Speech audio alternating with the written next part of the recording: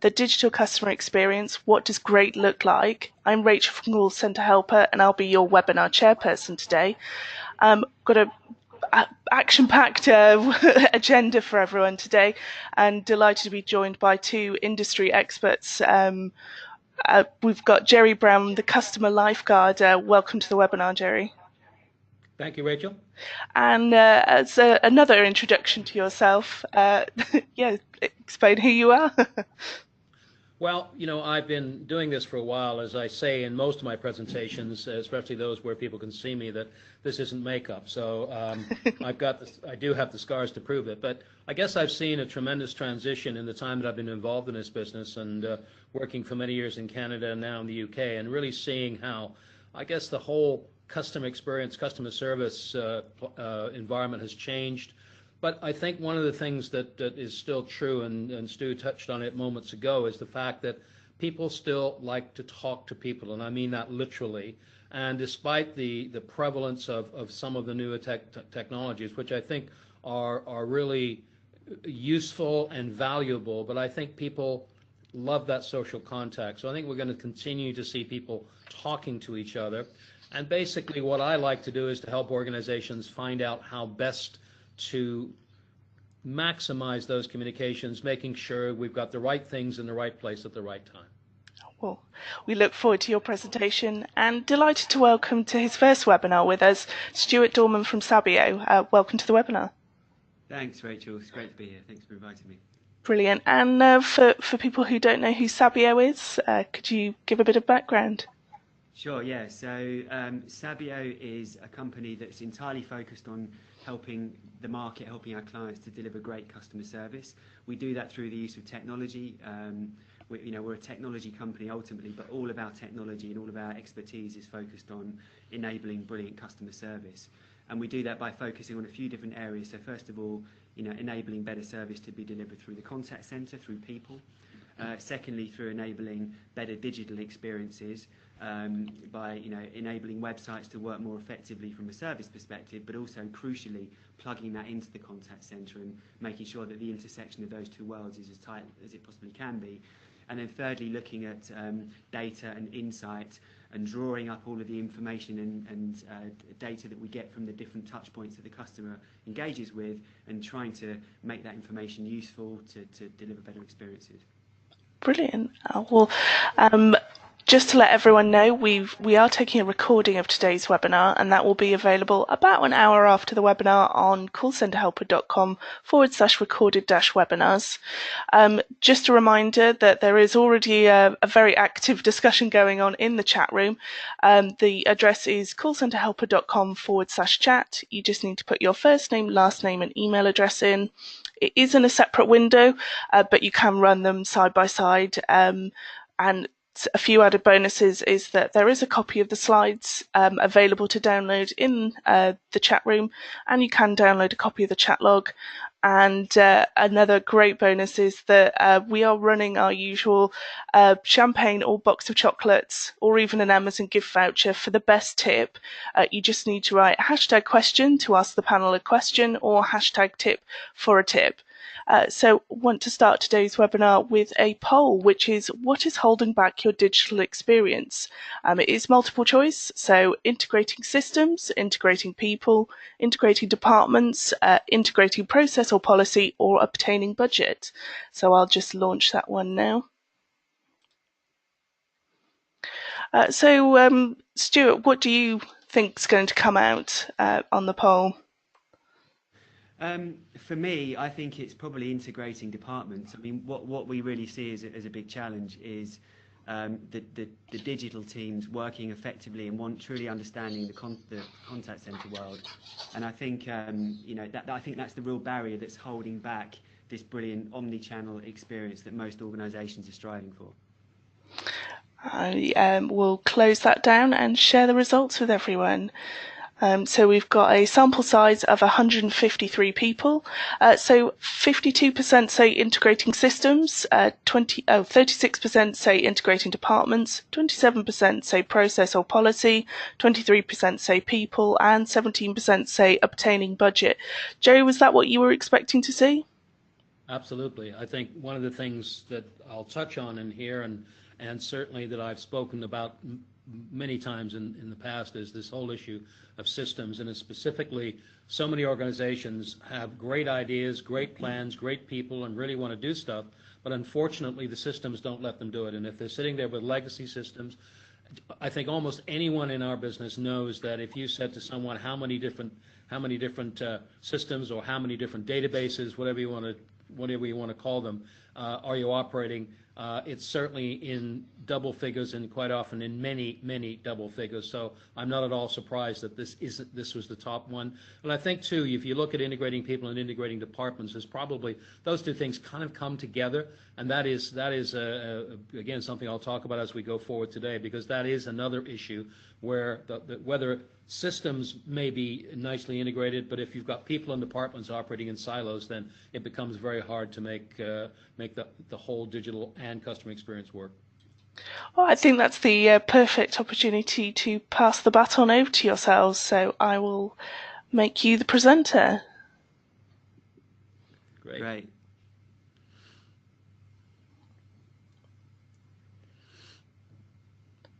Yep, I just need to... Yep, there we go. Right. Okay. Ooh. Sorry. When we talk about digital customer experience and what good looks like, I think my feeling about this, as I kind of touched on before, is that you cannot separate digital experience from customer experience. And as I've said in the past, that basically my feeling is that digital transformation and customer experience were separated at birth and are now reunited by a common purpose. And that common purpose is delivering a great experience for the customer, but based on how we see the customer. We talked about this off the top, making sure that the things that are important to customers are delivered to them, irrespective of channel. And I think that's why when you see some of the programs that are in place for organizations that have started just by looking at digital, they really haven't worked that well. And let me give you an example of that. We talk about a seamless experience, and I think we hear this a lot when organizations are telling us, customers want a seamless experience, which of course they do. So this is an example. I'm just going to run quickly through. These are 4 examples of apps that I have on my phone. And I've been doing this for quite some time now. What I do is I look at an app on my phone, and just so to identify them, I have one from BA, I have one from B&Q, one from Air Canada, and one from the last one I've got is from, I'm trying to think which company that is. I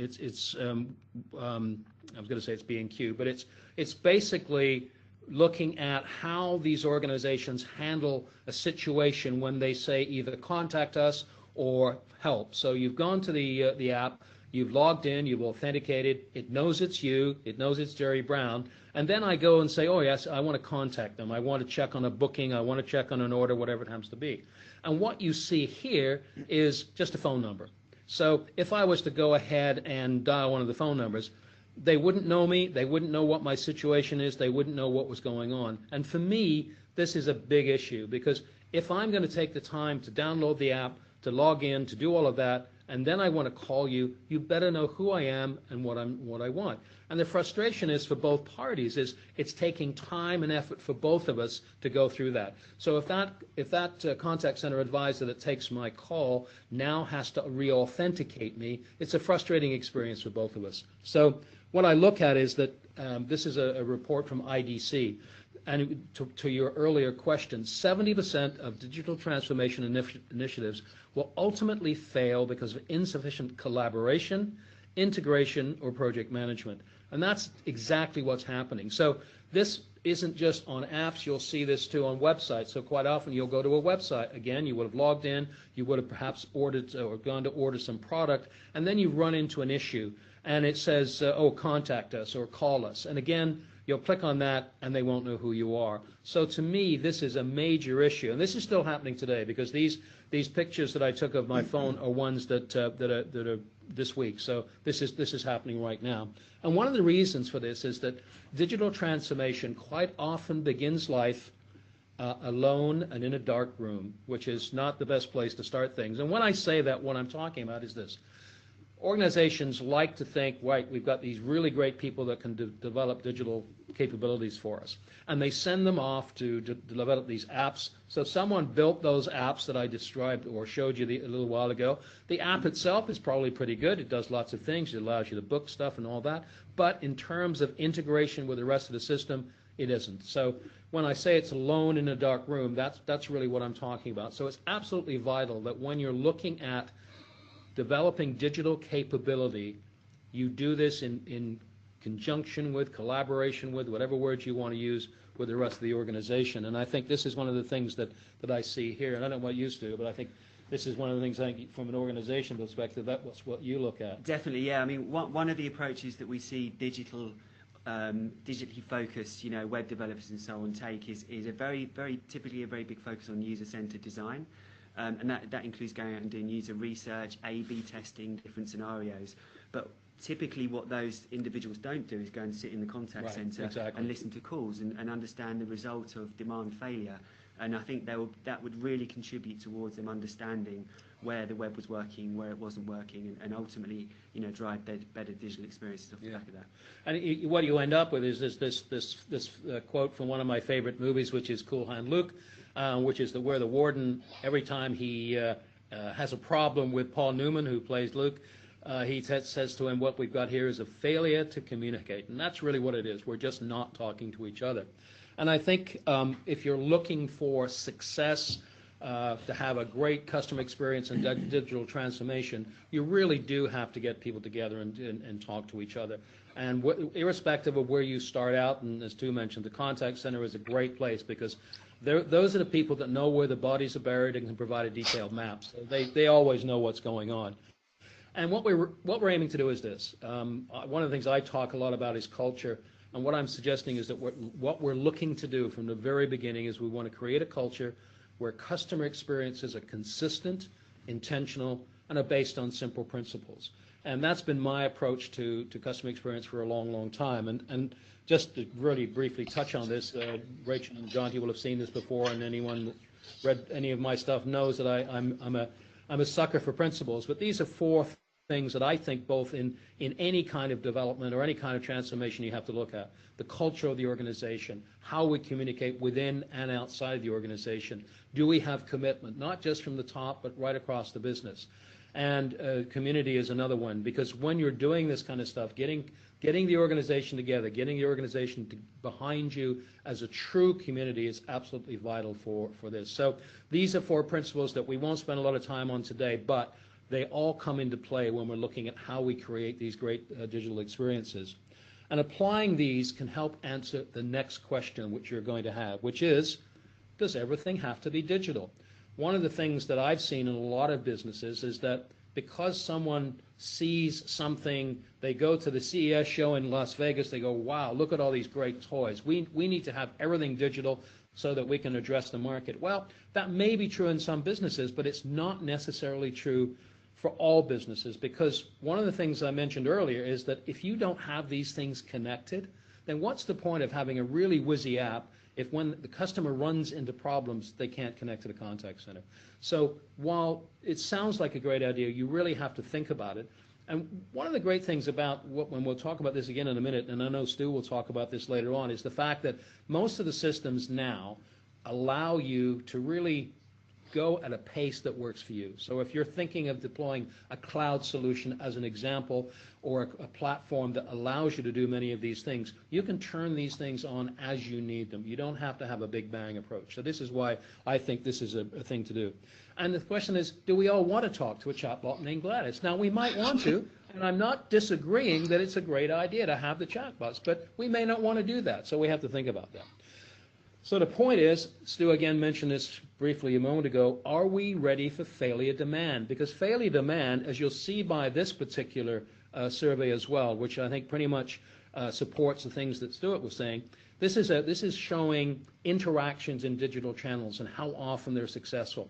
And what this study looked at, it was done in 2016, and really what it looked at is the major digital channels. So web self-service, mobile, live chat, communities, and social media. And you can see as it goes down the number of interactions that weren't successful, and I can give you a bit more of a snapshot. So in this case, 54% of web interactions failed.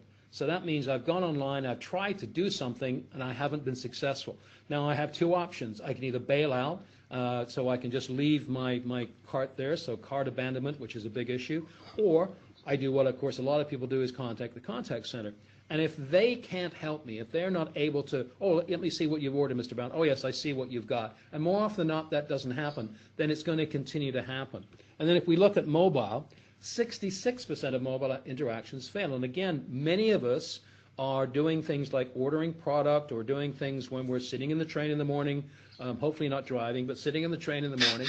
And we like to do it that way because that's easy for us to do. Well, if 66% are failing, you know, what's going on here? And again, if we're not able to support that, then we're in trouble.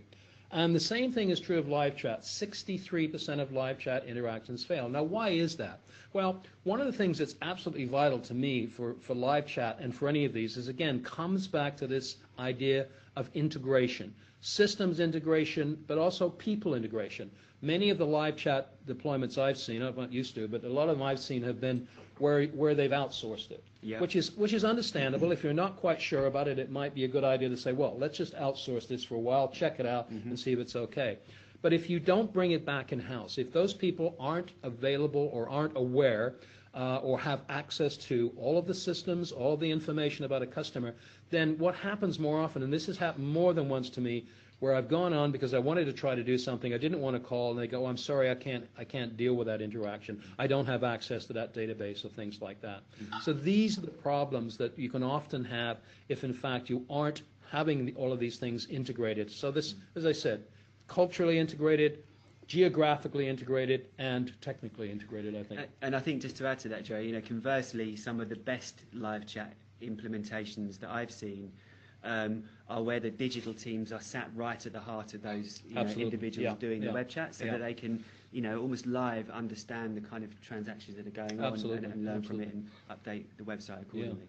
One of the best examples I've seen of this, and I'll name check one company at least that I've seen do this very, very well, is Autoglass. For those of you that have had a problem with your windscreen cracking or something like that, I've been to the Autoglass Contact Center in Northampton, where they have, or pardon me, in Bedford, where they have people, they have a separate digital and social team, but they're sitting right there in the contact center. If they have an issue, that person takes full responsibility. They don't just answer a question and bounce it back. They take full responsibility for that. So it's accountability, acknowledgement. They're doing all of those things, and they make sure that the customer is satisfied. And I've been through that myself with them, and it's a great experience. So, you know, being ready for failure demand is really important. And basically what we need is this joined-up approach. So we talked about this, and I guess I am beating this one to death because it's absolutely important that we do. If we don't have a joined-up approach, if we don't have people talking to each other, and if we don't have a situation where we're looking at how each of these new digital channels impacts the other, so it's both independence and interdependence. And so if we get to that stage where we're able to do that, then I think what we're able to do is make sure that whatever channel the customer comes in on, and this is what we're telling people, whatever channel they come in on, A, they get good service there, and B, they have somewhere to go in case something happens, which is typically the contact center. Because what we need to do is to integrate digital self-service and human support. So when Gladys runs out of ideas, we need to make sure that we've got someone that can handle it. And I think most of the chatbot AI deployments that I'm seeing do this reasonably well, so that they know that when they reach a point where this question is just a little too hard, they can pass it over to a human. Stu, I don't know what you've seen in terms of this kind of stuff, but I think this is kind of where we're seeing it get used well, and as long as either you're not trying to pretend that a chatbot named Gladys is a real person, or you have that backup if and when they get into trouble, then it seems to work well. Yeah, I agree. I think that handover is crucial, getting that bit right, you know, providing the context and making sure that, you know, when the chatbot runs out of ideas, you hand it over to the right person, they have the contacts. Actually, we see that's the bit that's starting to bridge the gap between digital and contact center, and I think that will be the thing that really drives it forward. Indeed. And by reducing these failure points, and again, this is another critical area that I'll just touch on, and I know that Stu will go into this a bit more detail. By analyzing human and digital contacts, quite often, and we've probably seen a lot recently, I've certainly seen a lot of people talking about NPS and things like that as being perhaps past its sell-by date. But if we're only looking at operational metrics, or we're only looking at average handle time, or how long it takes to answer the phone, or how many contacts we get, that type of thing, they're important things, but we've got to go deeper than that. And we really have to get to a stage where we're measuring what matters to customers. So what are those things that customers are telling us? So this is where we start to see analytics and metrics, the real deep dive into these. And again, these are things that organizations are looking at much more closely. And one of the things I'm seeing a lot, and I've been speaking about this quite a bit, is what we're calling conversational analytics. So if you think about a contact center, for a long time we've been doing call listening, which is fine. We moved that on to speech analytics, where we're able to now define specific words, what is popping up a lot, what phrases are popping up a lot. And now with conversational analytics, this allows us to look at how it's being said. What's the intonation? Where are the gaps in the conversations? Because these things tell us a tremendous amount about how well we're doing and how satisfied customers are. So when someone contacts us and tells us that they're frustrated with perhaps their online experience, a lot of that conversation will really tell us exactly where this is a problem. And it could be any number of things. And by analyzing the actual words spoken and listened to, it really makes a huge difference. But regardless of how we focus on that, using this type of metric, using these analytics, is really key to understanding how we can fix these failure points. So stop juggling channels, because that's kind of what happens, is that we went and we heard these different terms, omni-channel and multi-channel, and people say, well, isn't that the same thing? And I'm not going to argue the case as to whether it is, but I think people thought they were providing a lot of things when they did multi-channel. And I guess the way to describe it was organizations put these separate channels in place to handle different requirements, but didn't necessarily integrate them. And the idea behind omni-channel really was to bring those together. But I think we're still seeing organizations juggling these channels. And unless you understand customer behavior by analyzing the data across all the channels and bringing the data and the people together, because that's really what we're saying about this type of analytics. Let's see what's going on in these different channels. And this will start some conversations internally about, well, what are the issues we're having? If you think back to that earlier slide, why are we having 63% failure in our web channel? Is it because the products aren't clear, or is it because it's a complex product? I did some work recently with an organization that was selling personal health care, and that's a very complex product, and it's very hard to cover all the bases when you're trying to get people to sign up online. So many times the default there is to go to the contact center.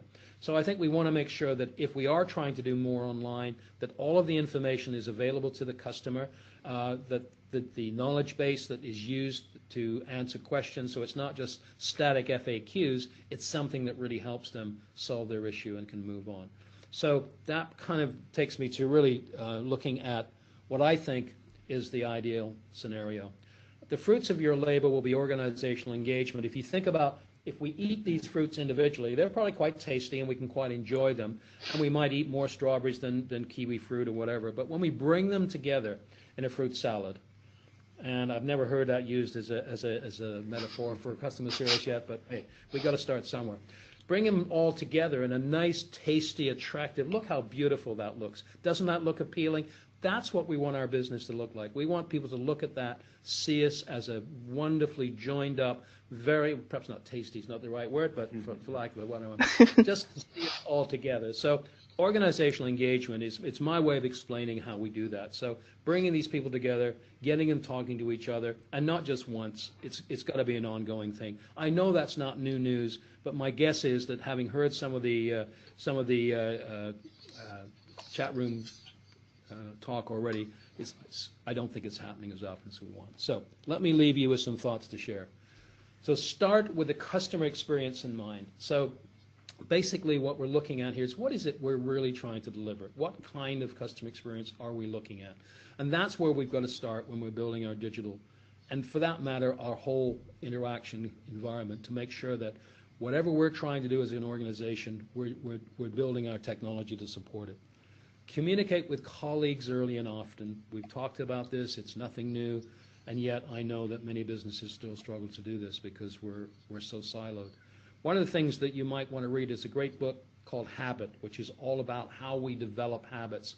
One of those things is how we develop organizational habits. How do we get through people talking to each other? And it's written by a guy in the U.S. who basically started out life as a journalist and saw so many bad situations come up that he talks about this throughout the book, how things happened and how working with colleagues, really starting to talk, get out of the silos, get into different habits, change things. We have to do that as well.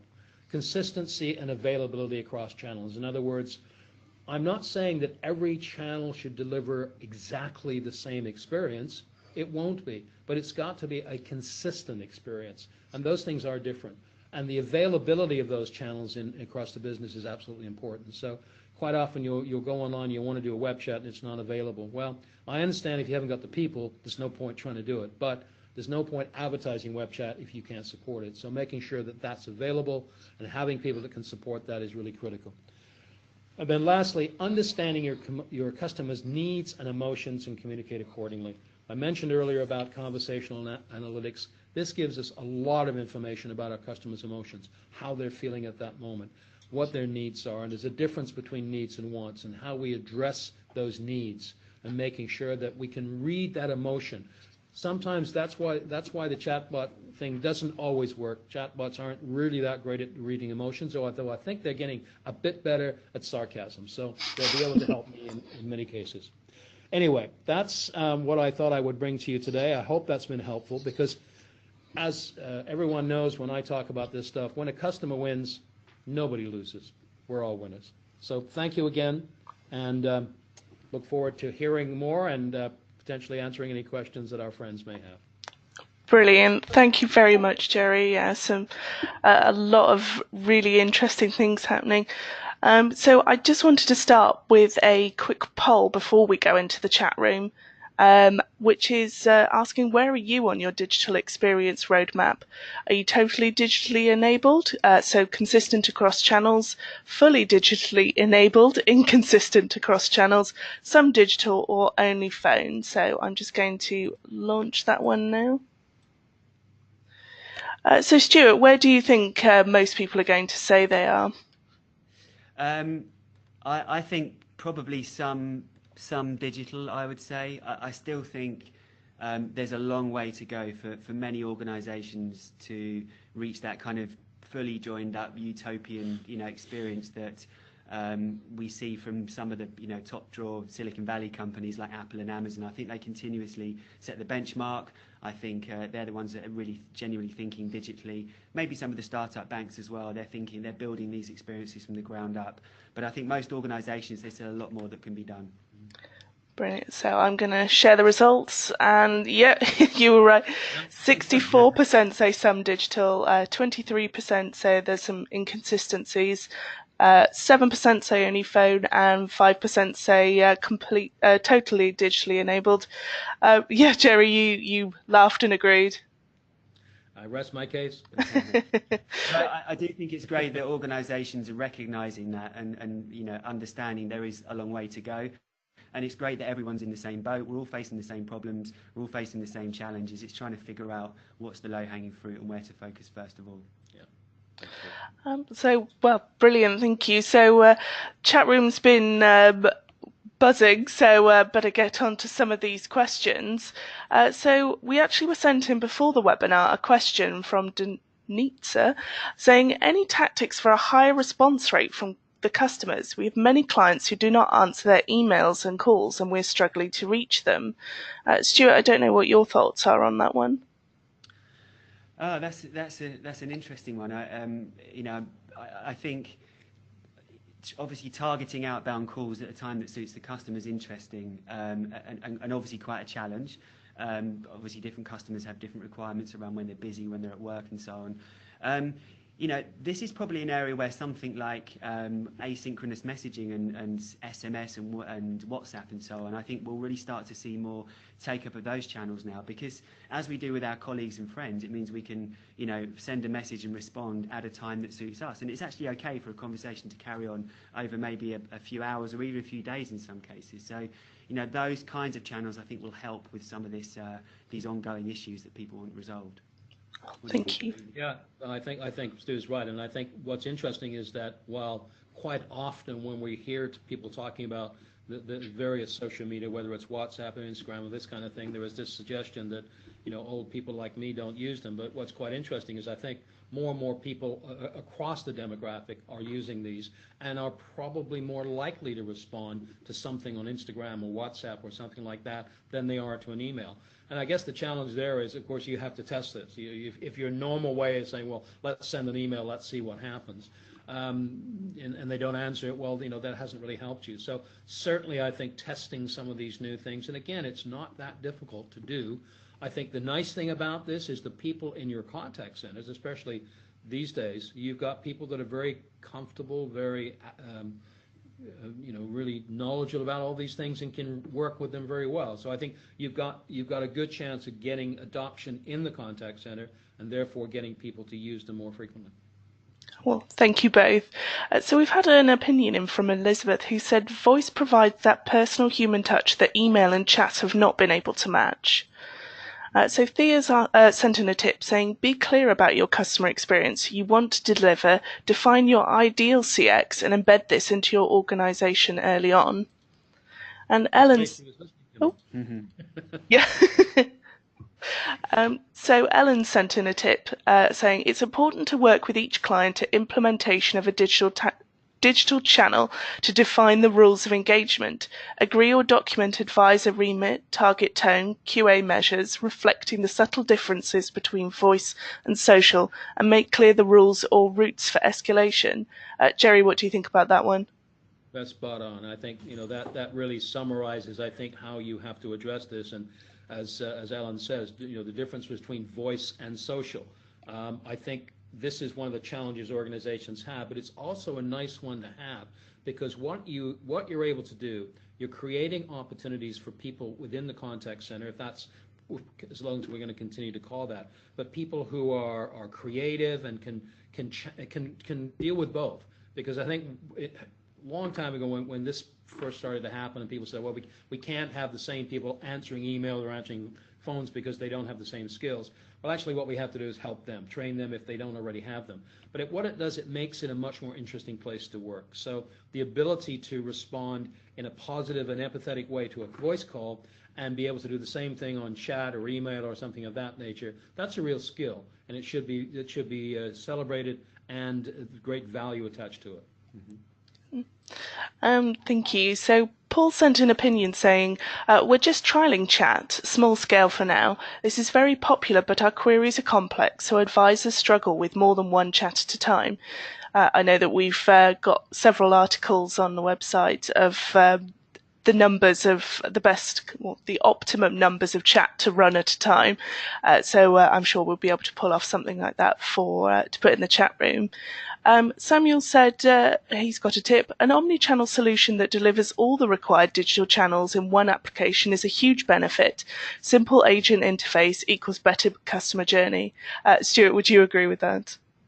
Yeah, definitely. I think the tools that you provide your agents in your contact centres as they deal with ever more complex issues.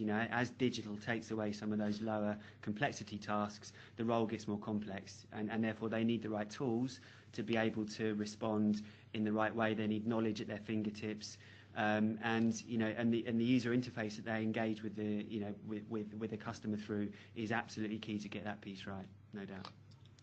Fab. So Sarah sent in a tip saying, get your agents involved in the journey so that they're excited to deliver the best customer experience using the new digital technology that they've helped to integrate.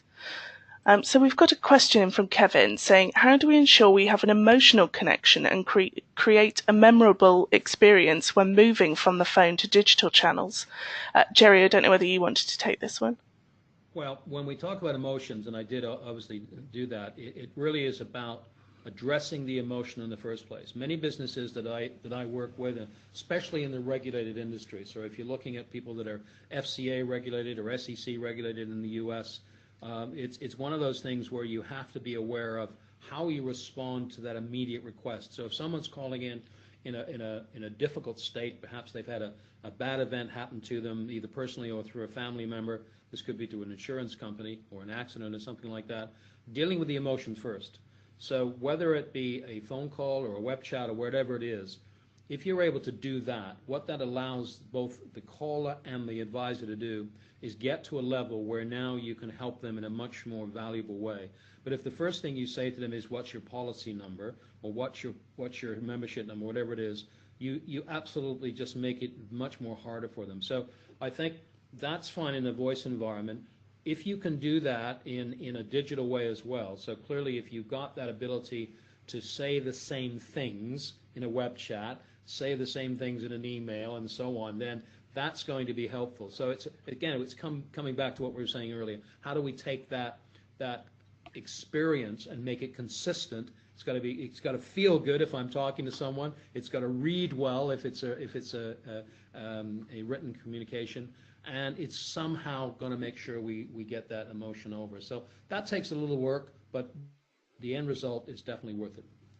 Okay, thank you very much. So we'll come back to your questions and answers, or questions and tips in a bit. I just want to launch a poll before handing over to Stuart, which is, over the past 2 years, how has your company's customer experience changed? Is it much better? Is it somewhat better? About the same? Much worse? Or much worse? Somewhat worse or much worse? So let me share that one.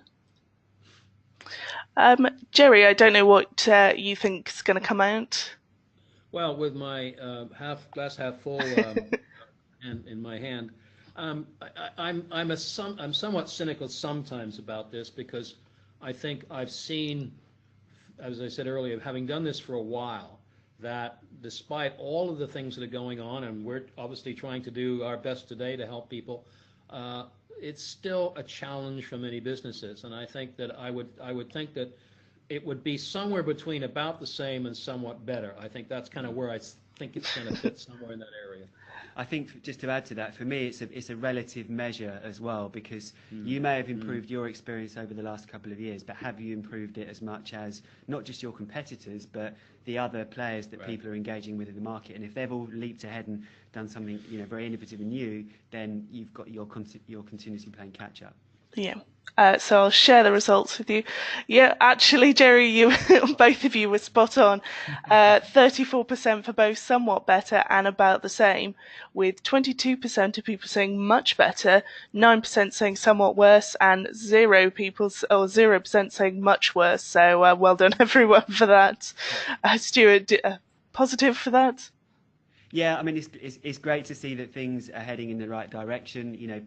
I think we do see service improving year by year, year on year. I think all of us are trying to, head in that direction. The question is, are we doing it quick enough, and are we keeping up with the people that are setting the benchmark? And that's the relative nature of it, I think.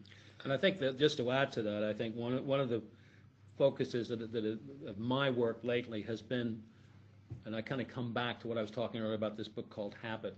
It's really about finding what, in the book, he talks about small wins. I talked about small victories, marginal gains, whatever you want to talk about.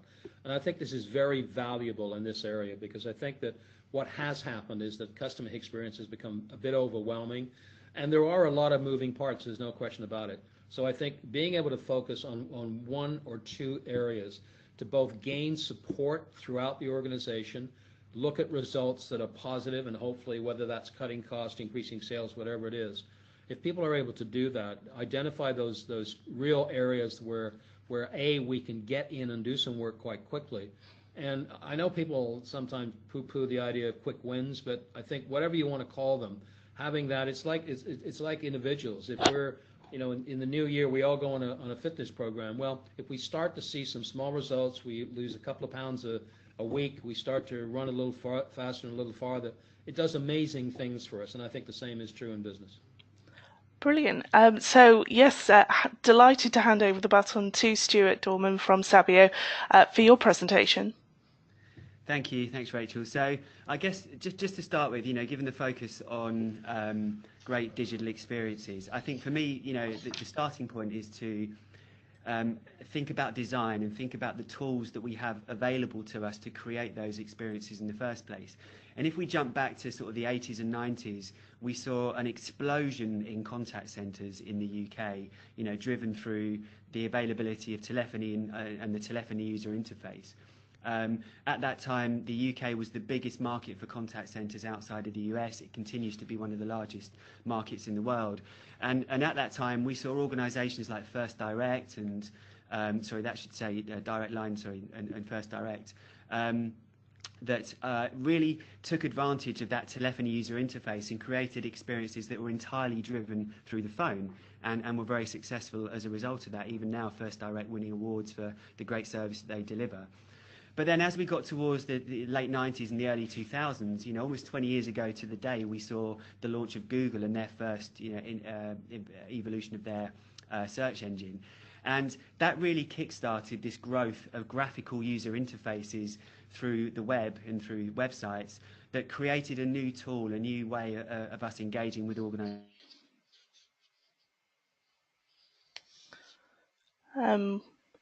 We appear to have lost Stuart at the moment. Can you hear me okay? Yeah, there you are. Okay, not quite sure what happened there. So yeah, I was saying that the graphical user interface came into being in the early 2000s, and it meant that we could start to use the web to engage with organizations, and it also saw the birth of organizations like Amazon and eBay, again still leaders in their field today, but created entirely new ways of engaging in commerce and customer service. Sabio started around about that time specifically to cater for customer service and contact centres and digital, and that still remains our focus today. And then towards the late 2000s, early 2010, we saw the launch of the iPhone and a whole copycat, series of smartphones. And that led to the mobile user interface, which is sort of dominated by these touchscreen devices that we all use today, and the launch of mobile applications. And again, that drove entirely new ways of us engaging in customer service, engaging in commerce. We could access the internet, and we could do things that we could previously only have ever done, either sat behind a desk or picking up the phone. It led to organisations like Uber and Atom Bank that built businesses entirely based around these new user interfaces through touchscreens. And obviously, the organisations that came before that continue to evolve and develop their UIs to cater for that. And we're now right on the cusp of a new type of user interface to be delivered today, and we call it conversational user interfaces. Some people refer to it as AI, but more specifically, it's a conversational user interface made famous by devices like the Alexa and Siri, but increasingly we're seeing that embedded in different parts of the customer journey, on websites, on the end of the phone, and so on. So if we look at the impact that had on the contact centre, if I had a problem to solve, back in the 90s, I'd pick up the phone, I'd use a telephony user interface, and I'd speak to somebody in a call centre, and that individual would typically be able to solve most of my problems without me having to go to a branch. But then over time, as the web got better, as people got better at delivering graphical user interfaces, it meant that I could do more over the web. I could start to access, services, I could solve my problems, I could, carry out certain transactions. And what that did was start to eat away at these low complexity tasks within the contact centre. So the overall volumes got less, but the types of tasks carried out by the contact centre tended to get more complex. And then obviously we saw the mobile and the smartphone UI, and again, that drove further inroads into these low complex tasks. Think about, when you used to try and find a train time, for example, that used to involve picking up the phone and calling somebody, maybe speaking to an IVR. Now I can do that in a few seconds through my smartphone. I can check my balance. There are so many things that I used to do, via the phone that I can now do very simply through a smartphone app. So again, eating into those low complexity tasks and more complex stuff being left at the contact centre. And as I mentioned, we're now right on the cusp of AI-driven conversational user interfaces that will allow us to do more and more through more sophisticated UIs. And again, that will start to eat into some of the tasks that are carried out by the contact center. That's not to say the contact center is dead by any means. Arguably it's more important than ever. And as we see branch closures, we're going to see more and more tasks push through the contact center. But what it does mean is the role will become more complex. As we touched on earlier on, that the lower value transactions will be taken away by these other user interfaces, leaving the role of a contact center agent becoming more sophisticated and more complex. Any thoughts on that, Jerry? Well, I think this is, what you were mentioning about the smartphone, and is absolutely right, and that's why I felt it was so important to make sure that if people are, and we know they're doing more things on the smartphone, if that connectivity isn't there when they have a problem, then all we end up doing is upsetting the customer. It costs the organization more time and money, because now they've got to try and recover from a difficult situation. So I think it's going to be important there, and certainly as we move into conversational UI, because again, the same thing's going to happen. We, as I pointed out, we will reach a point where perhaps that interaction is past the capability, or where you want as an organization the AI to take over. So making sure that however you move that through, whether you move it through the web chat or move it through to the call center, all of that information has to go with it. And of course, as you well know, that technology has been around for a long time. It's not that it isn't here. It's just a question that I see, and as I showed from those examples, of not really taking advantage of it. And I think that's really where we have to make sure we focus. And that kind of brings us on to our disconnect, really, which Jerry's already highlighted, which is the gap between the investment that's going into this green layer here. Organizations across the world are trying to invest more and more in these great UIs, these great digital experiences, but with a view to reducing the size and the cost of their humans, staff in the contact centers. But there's still this disconnect there. They're not joining the experiences up together. And I think the data that underpins that is absolutely key. So one of the things that we really focus on at Sabio is to understand, website leakage and the transition between those different worlds. So if you think about, an organization today, if one of your customers goes to your website, you can look on Google Analytics, and typically you'll get some great data that helps you understand how many people are using your website, which pages they're using, and so on.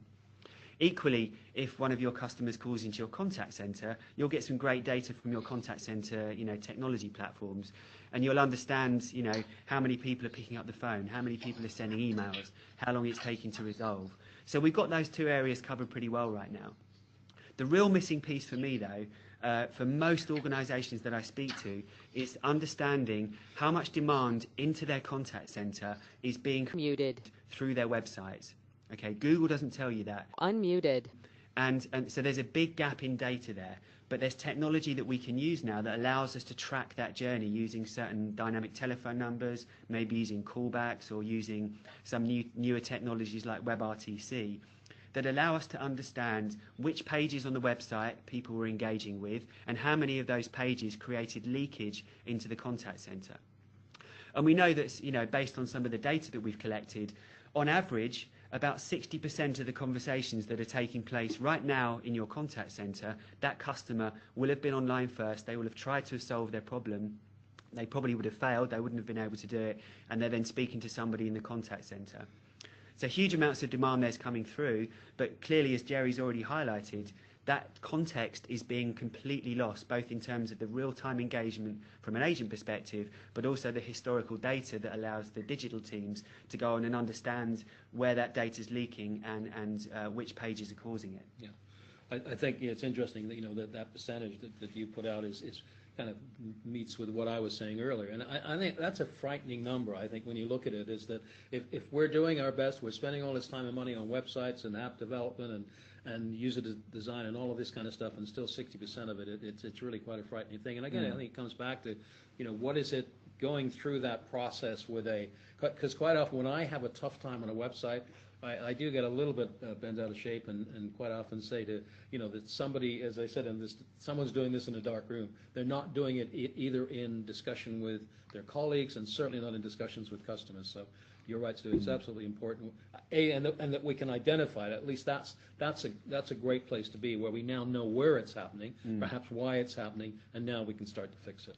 And I think equally frightening. I like the word you used there, Joe. Equally as frightening. We're just doing a project at the moment with one of our clients in the utility sector, and what they're seeing is that only 10% of clients their customers are going to the website first to try to self-serve.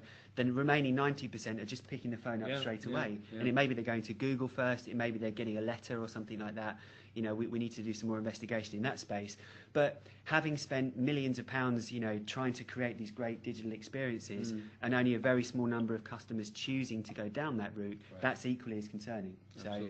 But that data is critical to switch the lights on and enable that understanding. And just to delve a bit deeper into this as well, by tracking the customer journey through the website and then into the contact center and joining those two worlds together, we're able to understand, if a customer does engage online, how well is the content working on the website? What if a customer does go to an FAQ or a piece of content? What impact does that have on handling times in the contact center? It's a real live example here. This was from the insurance sector. We could see that for those people that tried to do something online, even if they failed, it had quite a significant reduction in the handling time of the call when it hit the contact center. What we could also do was track the FAQs and the pages that people were going to before they ended up picking up the phone. And what that meant was we were able to focus the efforts of the digital teams on fixing the issues that were causing the most leakage. And in turn, that was really generating a much stronger return on investment for their developments of their website. And that's a big difference. I mean, you're looking at it 1 minute and a half, and if you look at almost any business, when they tell you that if they can reduce that AHT by that amount, that will be a significant amount of money and a significant amount of frustration that they're taking out of the business, because that's what it's driving as well. And so, and I think the ability to break it down in those specific areas, because we know that might be why we're having a problem, but until we really look into it. So this kind of insight is just so valuable. And quite often the digital teams don't have visibility of the budget savings that they can make access to, and obviously that funds further investments in digital. So it's a win-win situation really for both for the customer and for the organisation and return on investments. We still see the Contact Us page, based on our research, as being the most visited page of the website. Or at least in the top sort of 2 or 3 most visited pages. Often that's a bit of a no man's land. The digital teams don't really have much control over it. They normally use it as a place just to put phone numbers. The web teams, the contact center teams, even though it generates the most amount of demand into their contact centers, they don't really have much say on how to control it and maybe how to do smarter things there to direct the customer in certain ways. So the Contact Us page is a crucial funnel into the contact center that needs to be a lot smarter in our view. And I think the other important thing is to understand contact channel usage. So Jerry touched on some of this earlier on.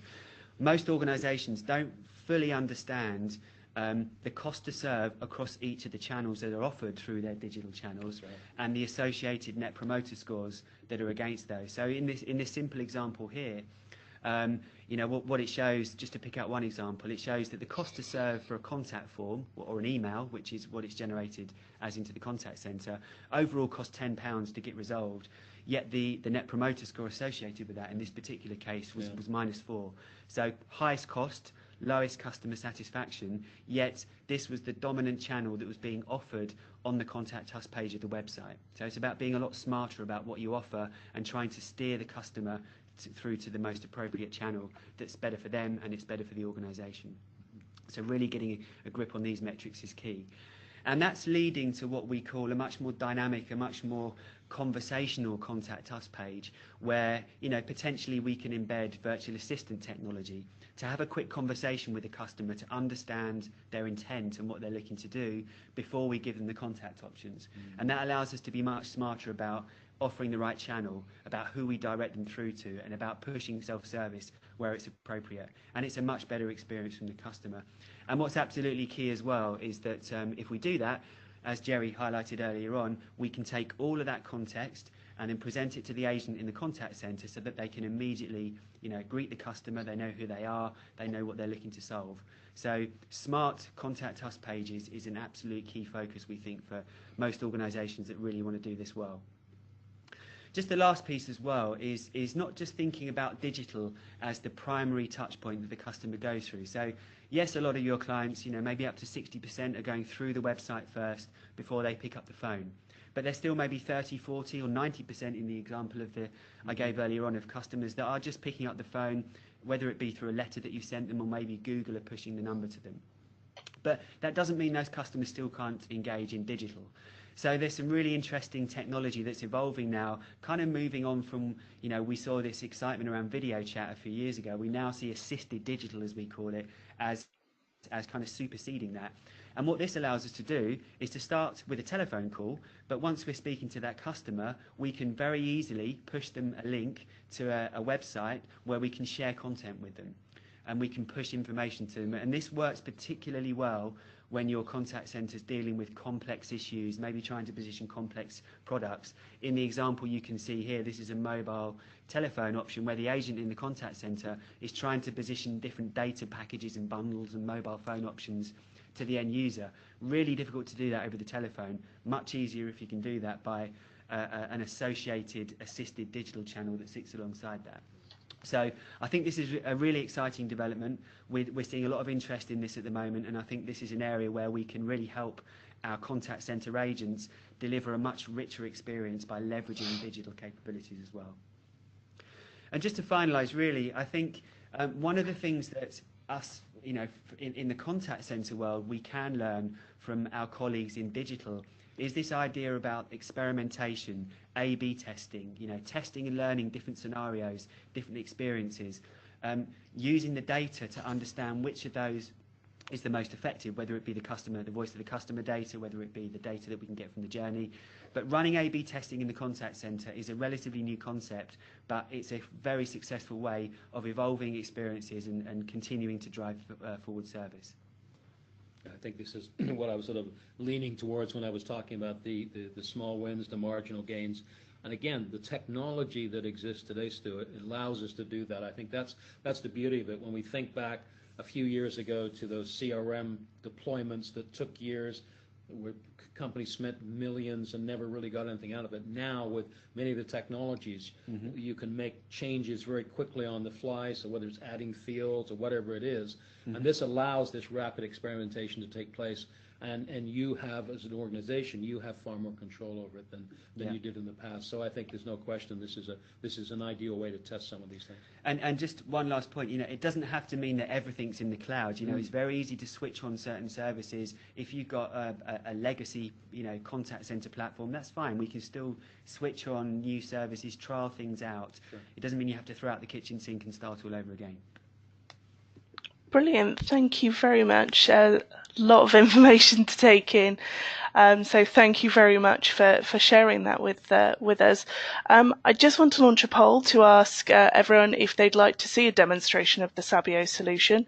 So I'll share that on the screen now. And while we are, I know that you've got your Stuart, you've got your Disrupt event, so just quickly, because we're running out of time, I don't know whether you wanted to just go through a bit about what people can expect. Yeah, so this is our flagship event that we run in the UK every year. We normally get 400 or 500 people along. It's a really exciting event that's exploring, the evolution of customer experience. On the 24th of April, as we've got the date there in London. We're looking at how customer experience is being disrupted through the use of technology. We're going to be exploring things like AI and machine learning and how they're having an impact on it, but equally the impact on the contact center and how we can, drive better experiences through the contact center by exploring in more detail some of the subjects that Jerry and I have spoken about today. So please sign up, come along. Hopefully you can make it. It's going to be a great event. And the food's great too. So the chat room has been buzzing. I'm going to quickly whiz through these because we've only got about a minute left. So we've had a tip in from Lisa saying, always ask for feedback. You can grow your digital channels by asking customers and employees what they like and dislike about the current and past experiences.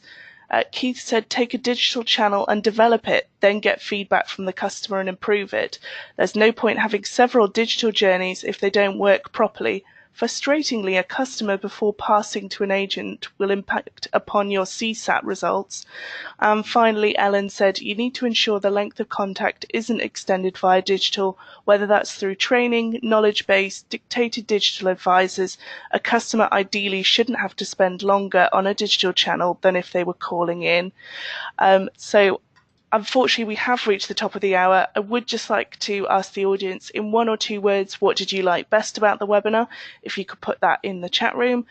So today's winning tip is from Brittany, who said, incorporate screen sharing capabilities to walk your customers through issues, concerns, step by step. This broadens your approach to multiple learning styles and gives a more personal touch to your customer experience. So we'll be in touch later. Just a reminder, there is a survey to fill in afterwards that helps us improve our webinars.